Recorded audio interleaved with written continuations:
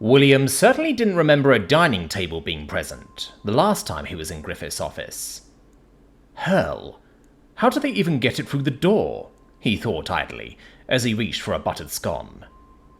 As he did, his eyes briefly passed over the third member of their little post-match meeting. Griffith was staring at him, as she'd been doing from the moment he'd been escorted in here. Her eyes peered at him like he was some kind of puzzle she couldn't quite put together. Which, while understandable, was more than a little eerie. Still, that was at least a step up from the other person at the table. Queen Yelena Lindholm was looking at him like a particularly juicy cut of meat, which he supposed was also understandable, given that he'd effectively just saved her nation from a rather messy civil war. For a time, at least. The loss of him and the Summerfield Duchy by proxy was a rather large setback to the Blackstone's plans for an easy coup, but they weren't quite a death blow. Access to the Summerfield Duchy would have simply made it a sure thing. Now the results of such a conflict were more hazy. "How long do you think I've managed to buy us?" he asked casually. Griffith twitched at the casualness of his words, but in his defense, there was a reason this particular meeting was being kept under wraps. It allowed him a certain sort of glibness he'd never be allowed in a more public venue. This was a negotiation, after all. Certainly, Yelena could have picked a more public venue to browbeat him into accepting her demands without too much trouble, but that would be a short-term victory for her, one that would sever their relationship beyond repair.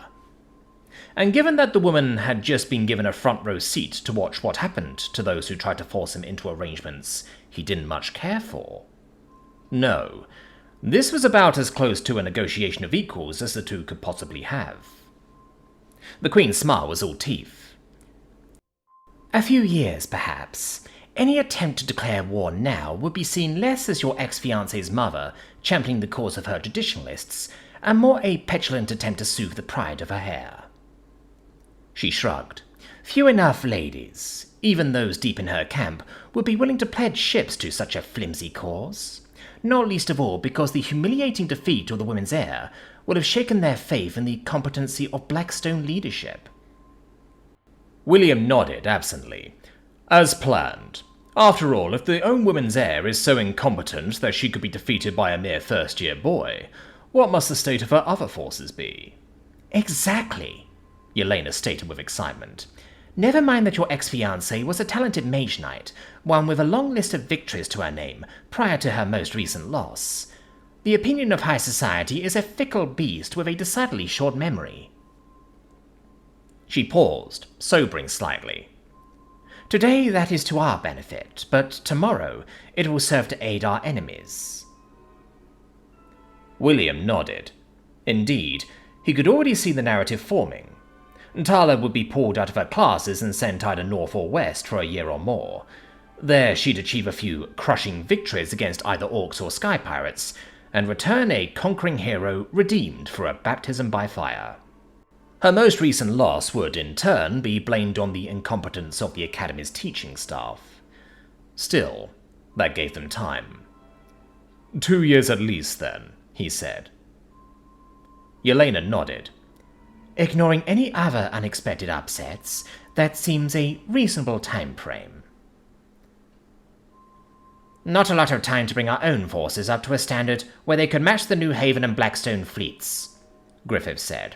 "The temporary perception of incompetence on the part of our enemies will not make it so." Neither he nor Yelena could argue that point. In theory, the South held a numbers advantage, at least 2 duchies to 3, but that wasn't strictly 2 in practice, given the Northern Duchesses' positions as marcher ladies. Given the constant threat of pirates to the west or orc rebels to the northeast, both northern duchies maintained navies in excess of their southern counterparts. Indeed, they were required to, as part of their liege levy. In turn, the combined weight of both the southern duchesses and the crown was supposed to act as a counterweight to that power. Plus the historical enmity between the pro-Elvish house, New Haven, and the pro-human Blackstones. No one ever expected the pair to find common cause in maintaining the slave trade. nor the fact that the ongoing conflicts with their disparate enemies would strengthen them over time rather than weaken them. As evidenced by House Blackstone's performance in the last two conflicts against the Solites and Lunites. Rather than showing up a tired and weary force, their sailors and marine knights, hardened by generations of conflict against the mountain orcs of their home, acted as the vanguard in both counter-assaults, to devastating effect.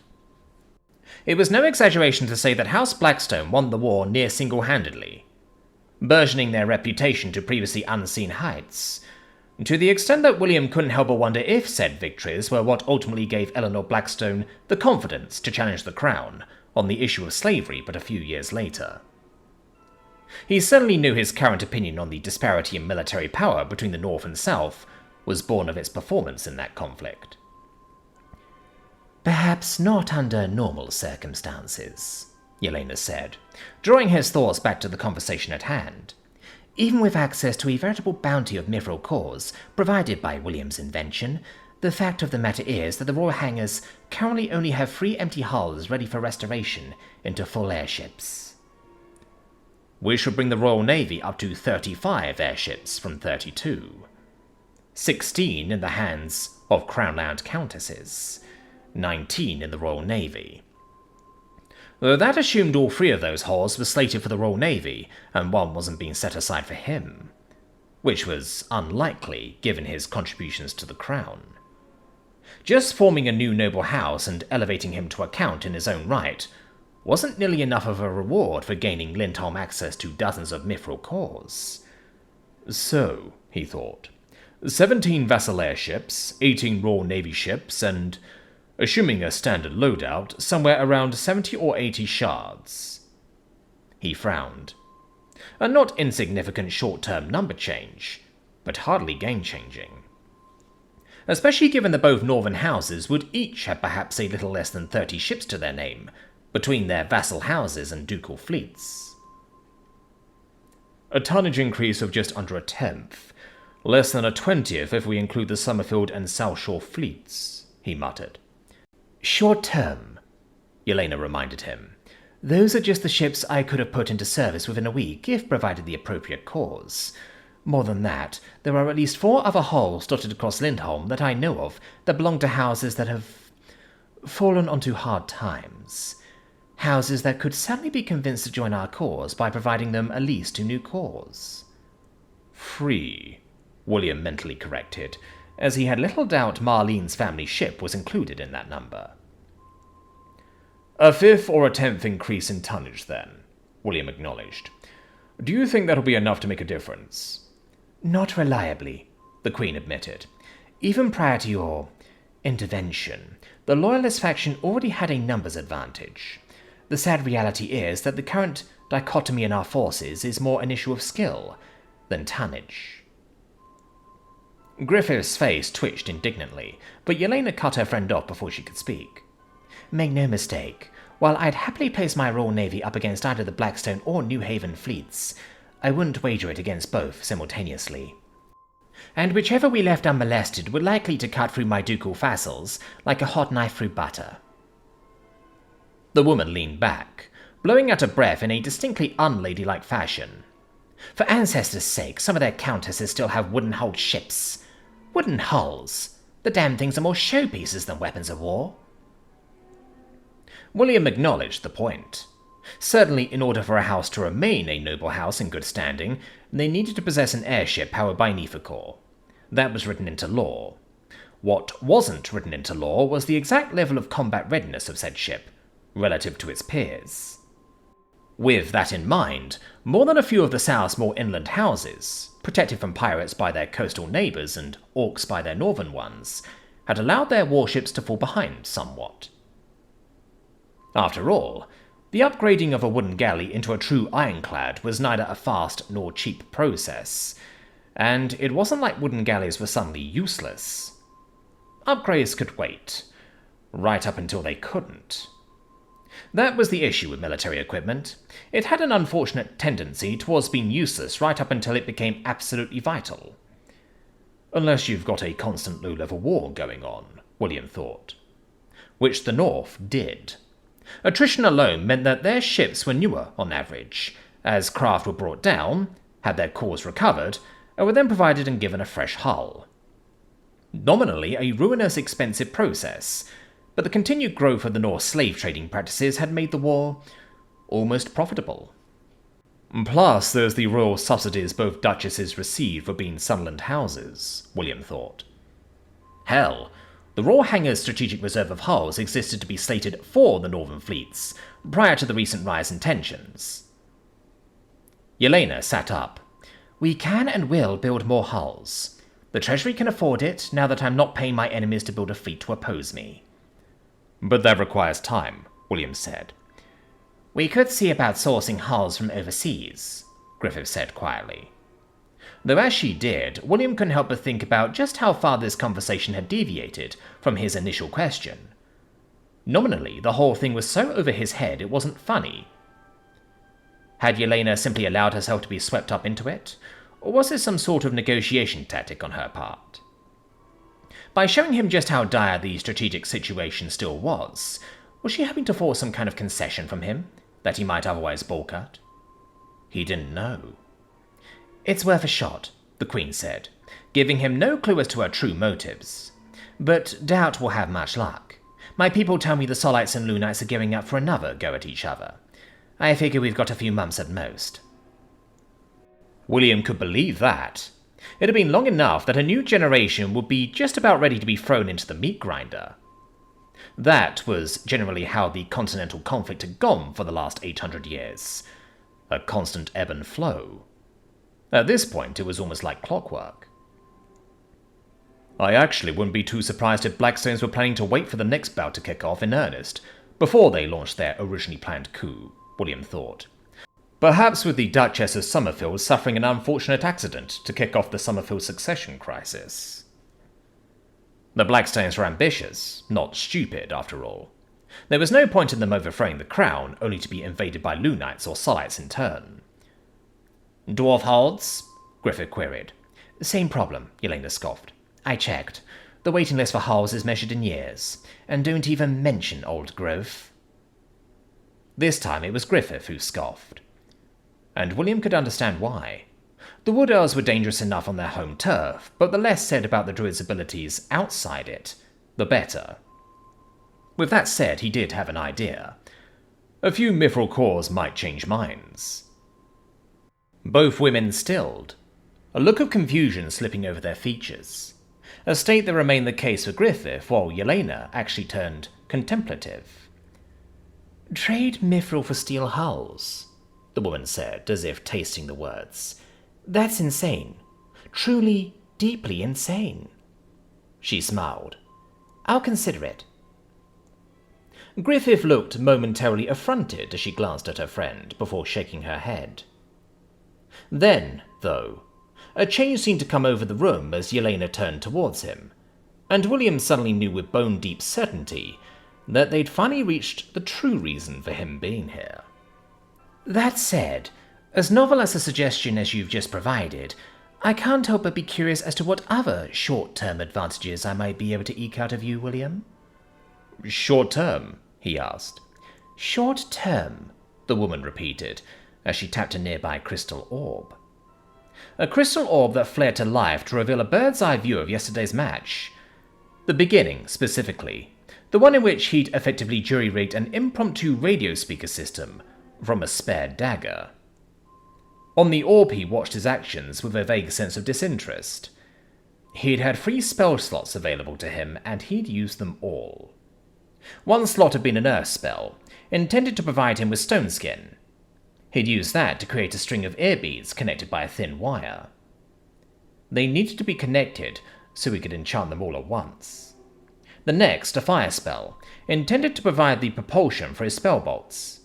Instead, he'd used it to enchant the connected beads with the ability to receive and then repeat vibrations. In short, a simple speaker system. Finally, he'd had a lightning spell, either intended to be used for flashbangs or another type of spell for propulsion. Those he'd used to make the bees propagate electromagnetic radio waves to both trigger and respond to the aforementioned vibrations. In short, a simple radio receiver and transmitter system. Finally, he snapped the connected buds from each other, weakening the enchantment in the process. That was fine. The buds didn't need much transmission power nor ability to create noise. The arena was only so big, and the buds would be right in his teammates' ears. And sure, by shattering the object into 5 pieces, he'd made it so the enchantment would fade into nothing within the hour. But he didn't need an hour. He didn't even need half that long. I don't recognize the rest of it, but breaking an enchanted object is almost considered heresy in some circles, Yelena observed. Of course it was.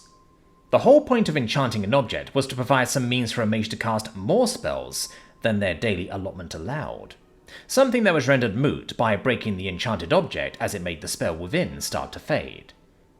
And that was ignoring the fact that physical material made for a shoddy medium for magic.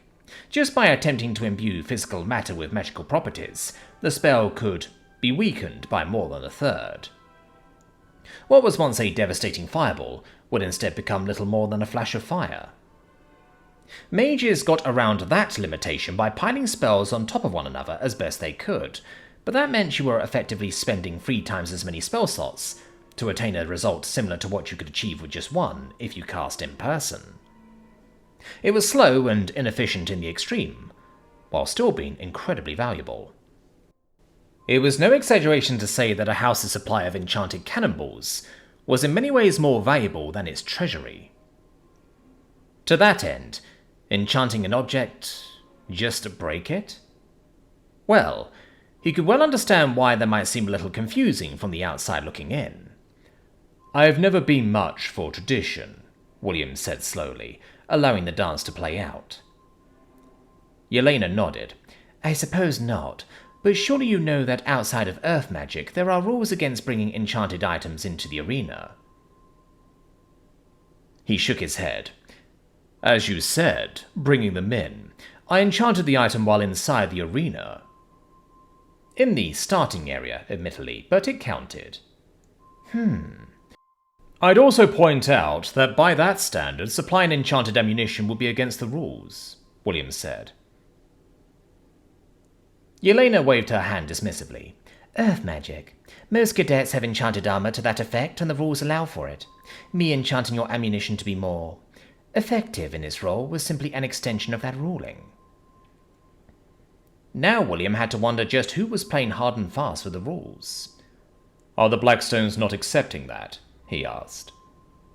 The Queen quirked an eyebrow at him, at the obvious change of topic from his radio, before she decided to magnanimously allow it.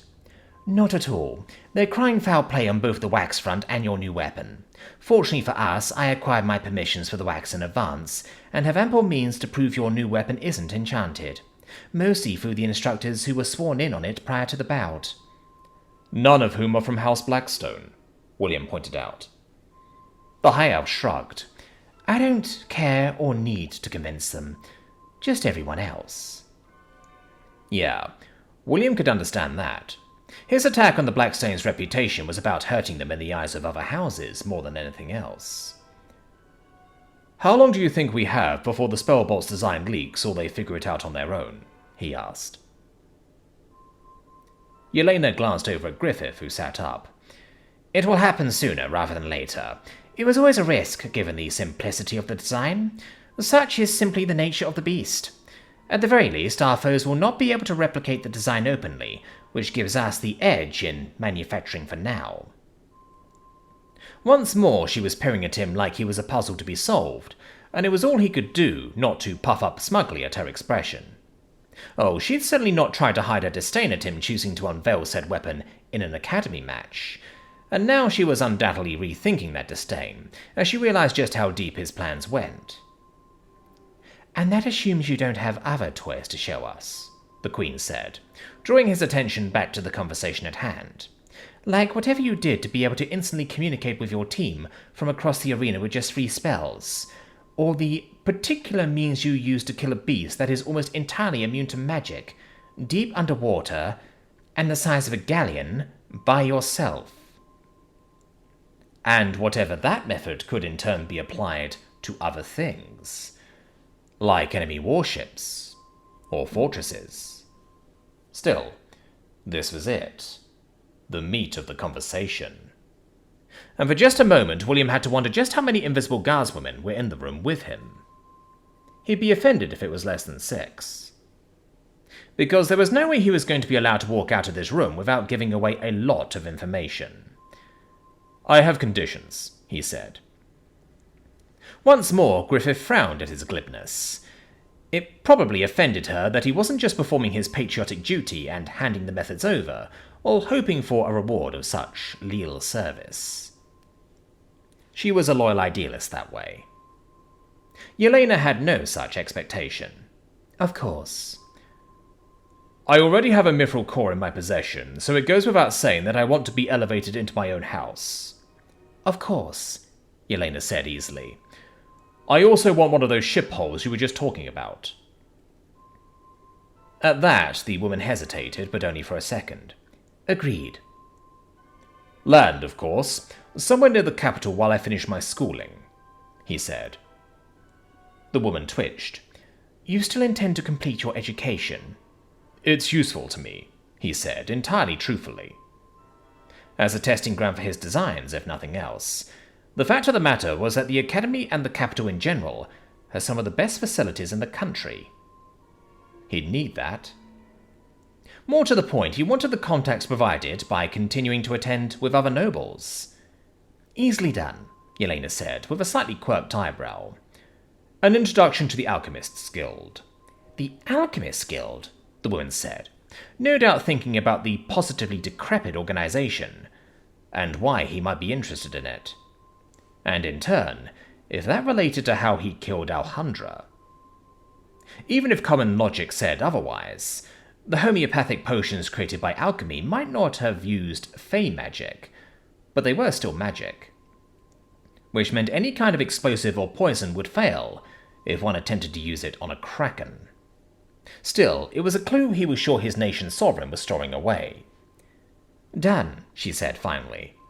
"Out of curiosity, would this in any way be related to the recent destruction of an alchemy lab and the death of 2 Academy servants who definitely shouldn't have been there?"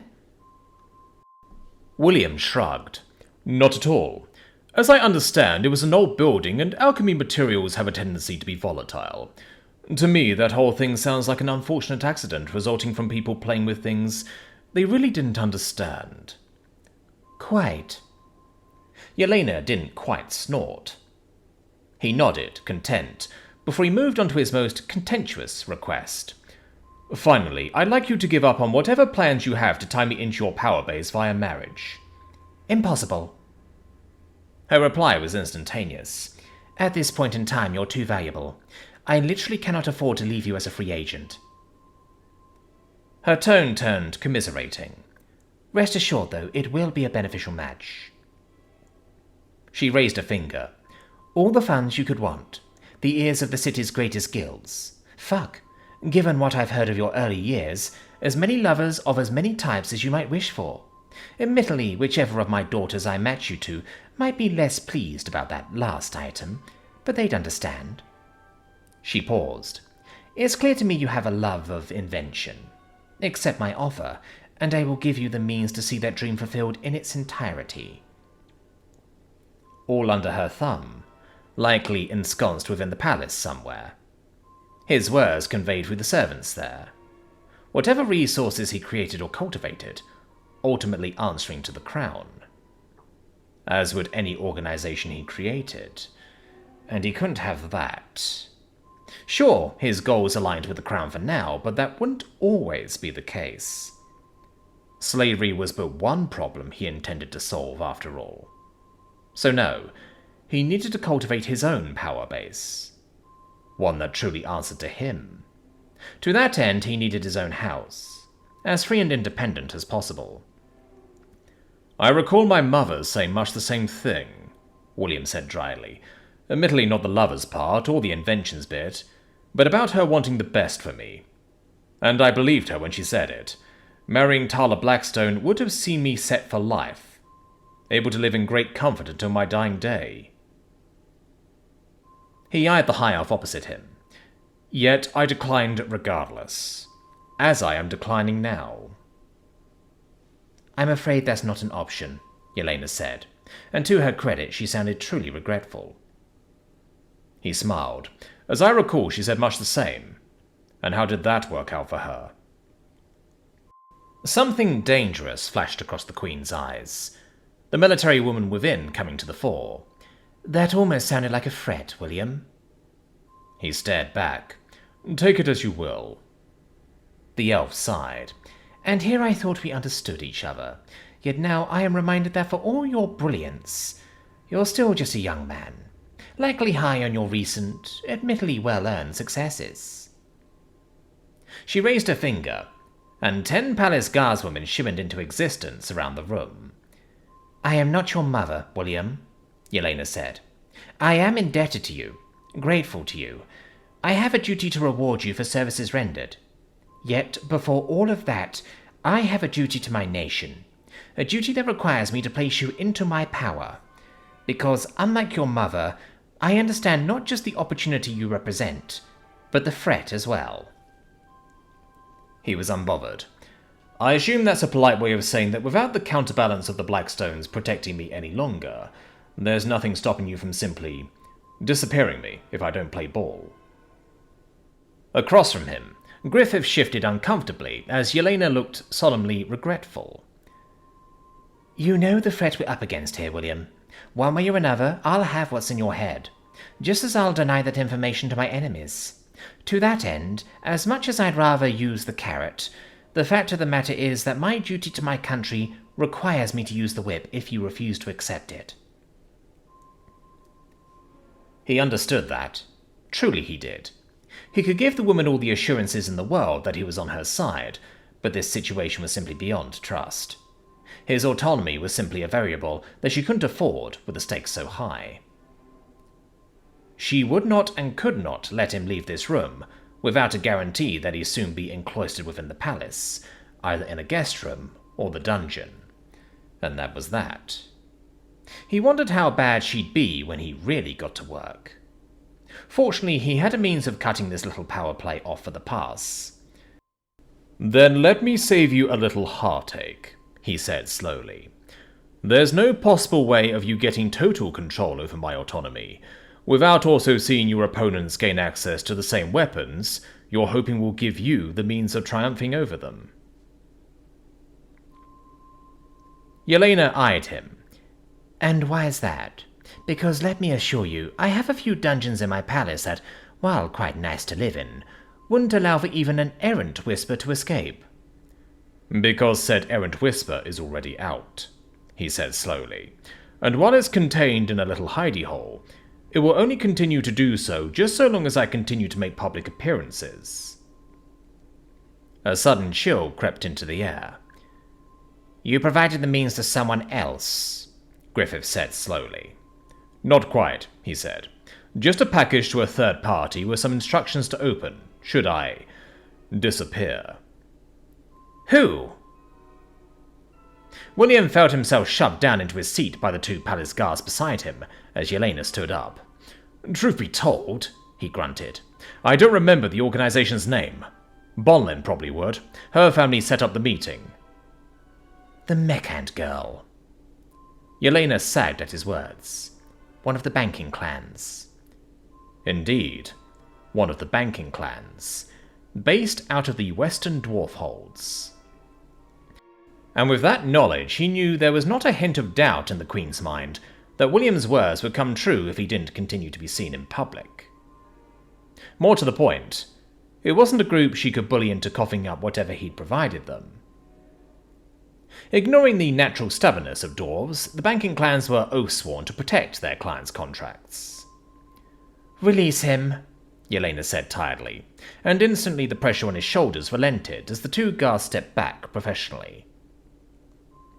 Drawing himself up, as he patted down his uniform, William had to resist the urge not to smirk as the 2 elves stared warily at him. Finally, after allowing the silence to drag a bit longer, he spoke. "So, is it safe to say that marriage is no longer on the table?" He paused. "Oh, and as an addendum, one of my other conditions is that I'd like to use that orb there." He pointed to the object on the table, one that was still repeating his radio-creating actions on repeat. I imagine my mother is rather upset with me right now, and if I don't speak to my younger sister soon, I can't help but think of what our mother might tell her. The two elves, and the palace guard for that matter, continued to simply stare at him.